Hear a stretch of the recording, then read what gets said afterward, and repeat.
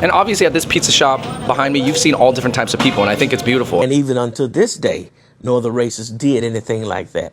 Only the Chinese. Why does it seem that minorities in the South get along better with each other than minorities in other places? Let's talk about it. All right, everybody. So after making that video about the movie Sinners, particularly about Bo and Grace Chow as the characters in it, I can't really stop thinking about this. And then all of a sudden, maybe it was the algorithm, I saw these clips on Instagram from this documentary called Far East Deep South, and they were just kind of heartwarming. Let's play them. The Chinese and African American communities have grown very much together over the years. All of us, the Chinese and African Americans, like the same food. Because, you know, black people love Chinese rice. And Chinese began to utilize the hog in the way that the African Americans did. I was surprised to find out that their store was in the middle of a predominantly black community, and that pretty much their entire client base, customers, were black. There was a small group of Chinese that came and opened stores in Mountain Bayou, Mississippi. That was groundbreaking because there were no other races that did that. And even until this day, no other races did anything like that. Only the Chinese. I would say we had better experiences with the Chinese families here than we did most of the white families here.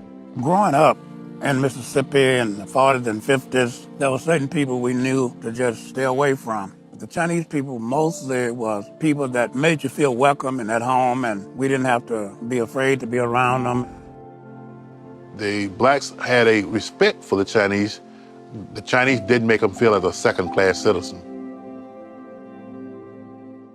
All right, so when you guys watch those clips, what do you guys think? Like, what comes to mind? What kind of feelings does it evoke? I mean, it's kind of cool to see, you know, minorities, or at that time they're called colored people in the South, the Jim Crow South, really having a symbiotic relationship. And it kind of, I know that these are just cherry-picked clips from a documentary, but it does really contrast to how it feels today. And it just feels like people are not getting along with each other as much as they used to. Now, I know it was a different time, it was a different demographic, all these things definitely matter, and I'm gonna talk about that, but I really wanna answer the question, why were people getting along with each other so well back then, and why maybe it doesn't feel like that anymore? All right, it's pretty funny. I'm in Chinatown, and some lady saw me vlogging and literally stopped and turned and said, "China Mac?" And I was like, shout out to him, but that's not me. Maybe it's the tank top, maybe it's the muscles, I don't know.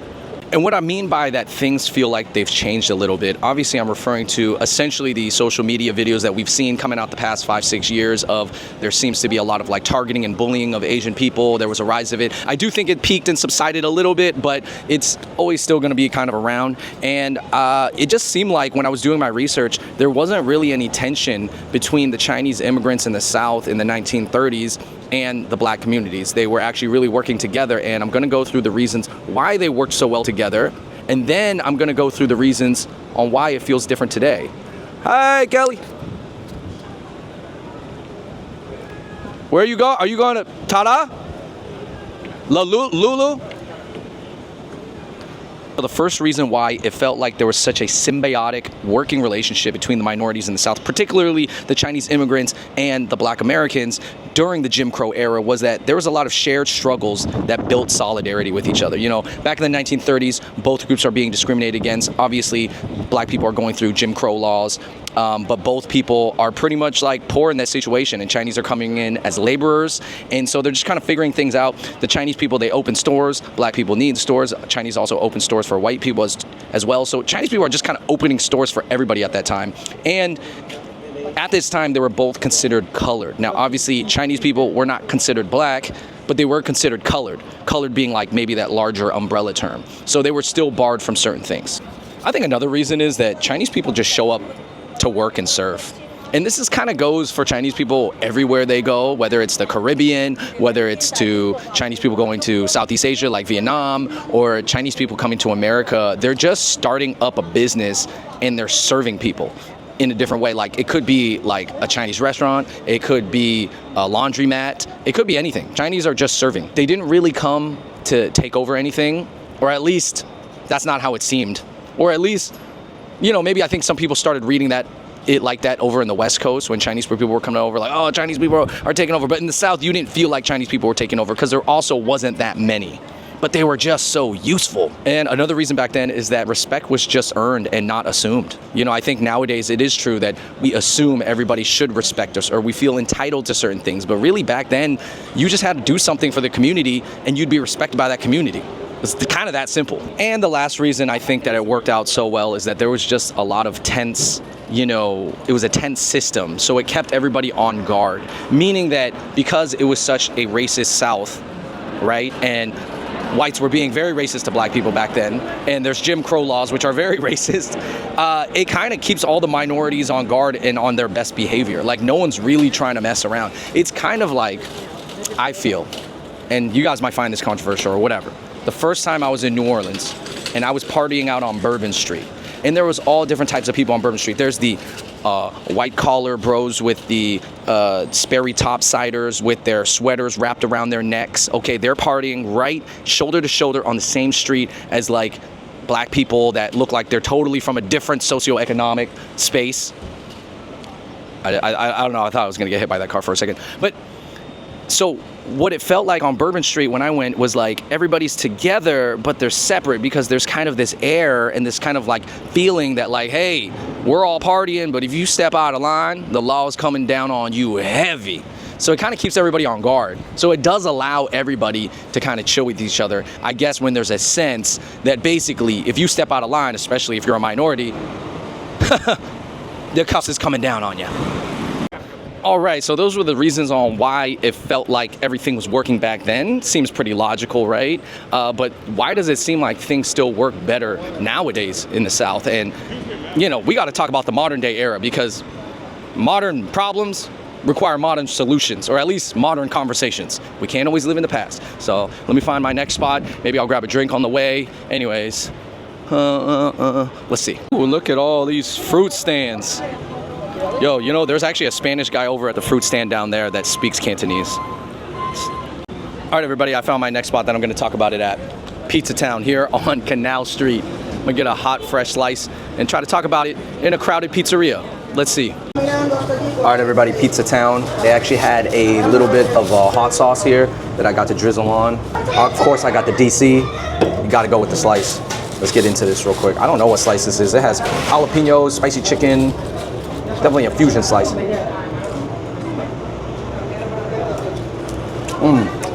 The crust kind of feels like Domino's.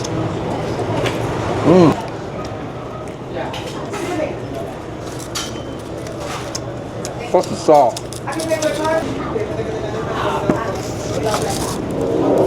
Could have been hotter. Could have been a little bit hotter. Could have left it in the oven just a little bit longer. With the DC and the slice, it was about $8. You tell me if that's too much. It's a substantial slice though. All right, so when we talk about reasons why it seemed like everybody was so cooperative back then, is that one of the things you have to understand is that it was a small town, and big cities just have different dynamics. So it might be a city thing versus a rural thing. But number one reason is that nowadays there's still a shared history and a shared struggle. You know what I mean? Like there is still mutual dependence on each other to an extent. Obviously, there's a legacy of the cooperation that there was. Number two, there's definitely more familiarity in small towns. When you get to the big cities, there's always this thing in the big cities when you move to New York or something like, oh, you don't really know your neighbors, or you don't even talk to your neighbors next door to you in your apartment complex or your condo. But obviously when you're in the rural area, there's less people, it's less dense. You're actually gonna have deeper, or I guess more extended you're gonna have more time to like kind of marinate with each other, just kind of get to know each other and have small talk and get to know. Obviously the pace is slower and there's just way more interactions in the city. So in the rural areas and in the South, they have a lot of rural areas, obviously, things are spread out and you just have more time to chill with each other and be familiar. Maybe, and this is just anecdotal, but maybe a higher percentage of Asians in the South go to church. And if everybody goes to church, then there's some common culture. Maybe the Asians still go to an Asian church, but regardless, that church culture, there's obviously of that Christian culture. It still kind of permeates and kind of helps unite people. Increased familiarity makes for less tension, period.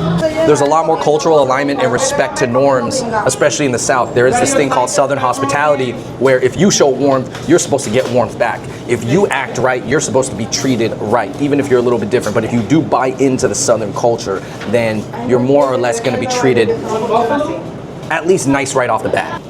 Another reason why it seems to be working better in the South right now is that, honestly, there's less chaos. There's more chaos in the cities, especially amongst the youth, and youth chaos does lead to a lot of these videos that we've seen, a lot of these downside interactions, a lot of these targeting and bullying of things. You know, this is where a lot of teenagers in the city is where they really don't have like a lot to do, or unemployment is high, or frustration is high, or living is hard. And also there's just a ton more interactions. The amount of people that I walk through and talk to already and walk past in New York City is already maybe 10 times the amount of people I would have walked past in a rural town in the South in like 3 weeks or 2 weeks, literally. It is that dense. And my last overlooked factor that a lot of people don't want to talk about is that in the South, there's less diversity. And what I mean by that is that New York City is a beautiful place, but what happens is that sometimes when there's so many Asians or so many black people, you're gonna tend to build your own world together and be around your own, and you form this enclave. And when you're within the enclave, you're kind of just thinking about each other, you're building your opinions about other people through your limited interactions, because there is enough of you to have your own large world. But when worlds collide, that's when things go downside. And usually it's never in the favor of Asians. And obviously at this pizza shop behind me, you've seen all different types of people, and I think it's beautiful. And that's why I don't want to say that people in the cities and in the urban areas don't mix. Actually, there is a ton of mixing. That's where you meet all the mixed kids, literally like the interracial couples and stuff like that. However, I still think that because there's so many interactions that you're gonna have more better interactions and also more worse interactions. But what happens is with social media, you really focus on the bad interactions versus the good interactions. And the ratio just needs to be that there should be way more good interactions than bad interactions. But you know, again, when you're watching it on social media, you're not really thinking about the ratios, you're just thinking about the bad stuff. I mean, it might be a city thing. I know a lot of people want to bring up, oh, red states treat each other better, red states treat each other better. Well, the highest gun violence and homicides are by far in red states. And they might be the cities in the red states. Maybe those cities are blue cities, but regardless, they're actually in red states where there's a lot of guns.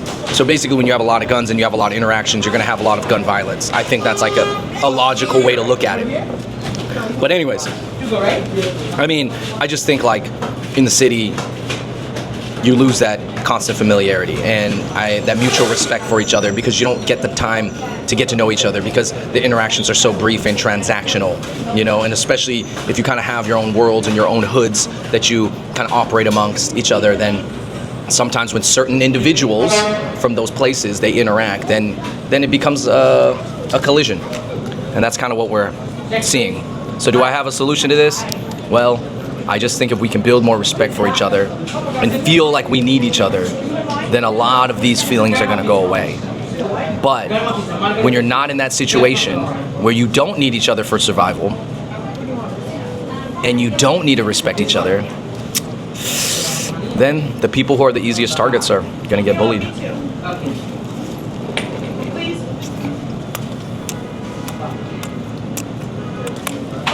Anyways, guys, let me know what you think about this video down below. I watched these clips from this documentary and it just made me think about this. So maybe it's a city thing, maybe it's a southern thing. Obviously the South is not perfect, as we know. Historically, it's maybe the most imperfect place. But in that, I guess, is there some lesson or some beauty that we can draw from it? Maybe.